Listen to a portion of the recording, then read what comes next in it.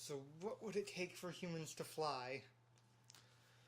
Well, to answer that question, we are going to start by discussing what air pressure is and what air density is, and its importance to flight.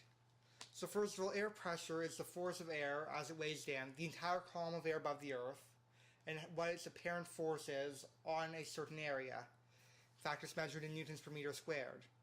Now, air density is a slightly different concept. Air density is kilograms per meter cubed, the mass of air within a certain volume. In situations where the composition of the air does not change, air density linearly correlates to air pressure.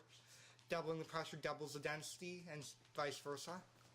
And air pressure is measured, like I said, newtons per meter squared. The first method of measuring it was using a mercury barometer, which worked by having mercury in an evacuated tube that could spill out into a pool around it.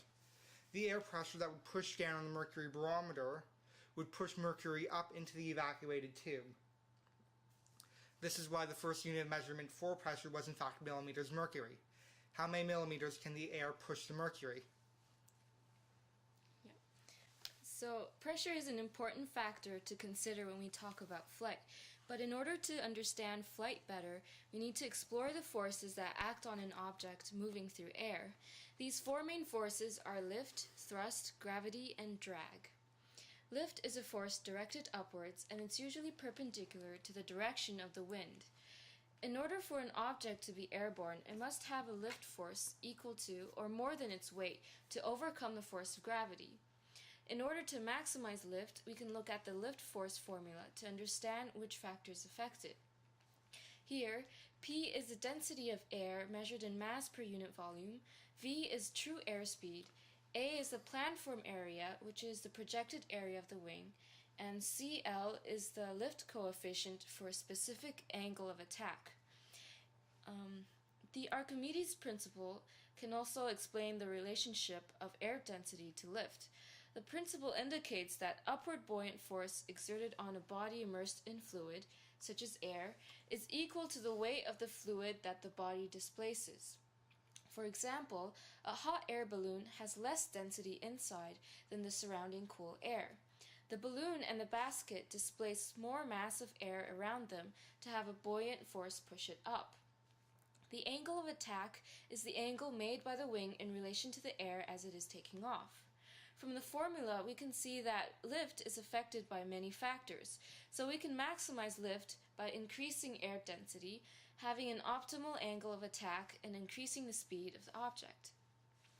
Lift can also be understood by looking at Bernoulli's principle. The Bernoulli principle states that the faster the speed of airflow, the lower the air pressure. When we look at the cross-section of the wing of an airplane, we see that the top of the wing is taller than the end of the wing. This hump means that air that travels on top must travel faster than the air below the wing in order for them to join together at the end. The greater velocity on top of the wing creates lower air pressure, while the slower velocity below the wing creates greater pressure, and that produces lift. Another force is thrust, which is generated by the engine of the plane or the flight muscles of the birds. Thrust is needed to overcome drag force and to generate enough kinetic energy to propel the object forward during flight. The third force, drag, opposes the direction of thrust, so it opposes the motion of an object flying through air. It is caused by friction between air and the object flying in air, and it's also called air resistance. To minimize drag, we can decrease the surface area of the object exposed to airflow to make it more streamlined and aerodynamic. We can also decrease the velocity slightly and decrease the density of the air. The last force is gravity. Weight is the force of gravity acting on the object moving through fluid. It is a constant force that will continually need to be opposed in order for the object to stay airborne. The formula for gravity is Fg is equal to gravitational constant times the mass of two objects over their distance squared. Gravity is affected by the distance between two masses. Therefore, the further away the object is from the center of a larger mass, the less gravity acts on it, and the less lift force is needed to keep the object airborne. So our subject for all these hypothetical experiments is going to be our old friend Icarus in Greek mythology. Having learned his lesson about wax-based adhesive, we will mostly be working with hang gliders and other similar fixed-wing designs. Now, Icarus weighs precisely 50 kilograms and can run at 8 meters per second. He doesn't accelerate, he just runs at 8 meters per second. It greatly simplifies physics calculations, and we really appreciate the effort he puts into this. So if Icarus were on Mercury, he would not be able to fly, because Mercury has no atmosphere, and without atmosphere, lift cannot be generated. So no flight would be possible. Venus is a much less boring scenario. Venus's gravity is almost as much as Earth's, but not quite. A 50 kilogram Icarus would weigh 443.5 newtons on the surface of Venus. But the atmospheric density is what's really special. The pressure is almost 90 times greater than it is on Earth, and the density is 62 kilograms per meter cubed. That is an impressive density. In fact, it is so impressive that you could pretty much fly just by expanding your arms and running into the wind. You would be enjoying this greatly until the wind speed, which you realized was much higher than you thought it would be, would blow you off the ground into a sea of supercritical carbon dioxide. It would be a greatly enjoyable experience, aside from the part where you would be melting from the heat and pressure the entire time. However, on Mars, flight would also be possible. Mars has a significantly lower force of gravity compared to Earth, and it's 3 newtons per kilogram. Mars also has a much lower atmospheric pressure, so it would be harder to generate lift. The surface area of a hang glider needed for humans to fly on Mars would be 302.4 meters squared. Humans would need disproportionately large wings to achieve lift on Mars despite its low gravity.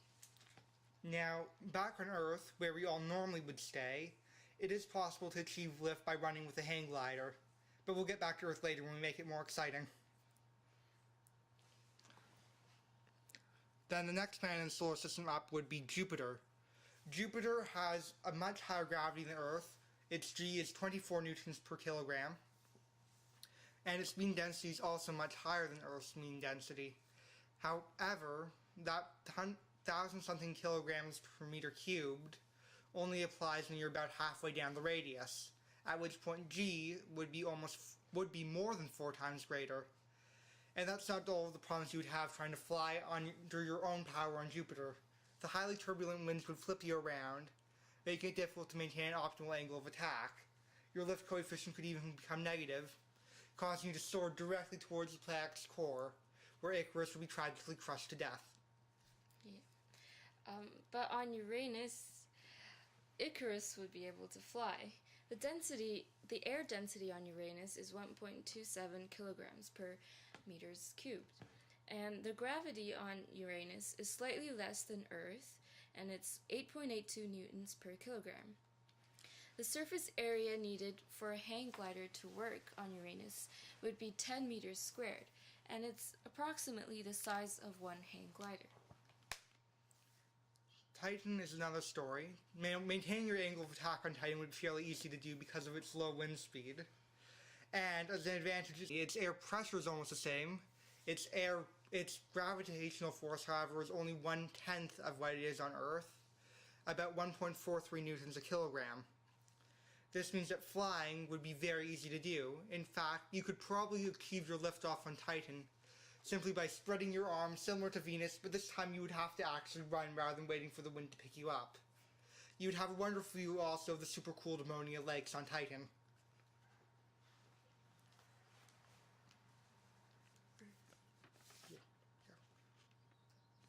Alright, so if we returned Icarus to Earth, but had magically increased the density of the atmosphere 4 times over, flying would be very different. It could be accomplished with an airfoil with a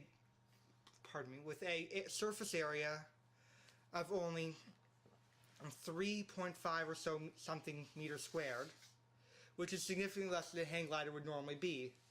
This would be wonderfully exciting and fun, and to make it even more enjoyable, the nitrogen narcosis that would be affecting almost everyone on the planet would make everyone feel pleasantly as if they had just drunk a martini on an empty stomach, complete with inebriation. This would cause them to think flying was a good idea. if we continue to increase the atmospheric pressure to 7 atm, flight would still be possible, and you would need even less surface area in order to fly. So the hang glider surface area would be 1.8 meters squared in order for you to take flight. However, you would also possibly die from nitrogen narcosis, because it would feel as if you drank 2 or 3 martinis. Not only that, but this is actually just the bare minimum pressure for oxygen poisoning to start to affect people, where the oxygen under high pressures could form oxygen-free radicals, which are hazardous to all body tissues and organisms.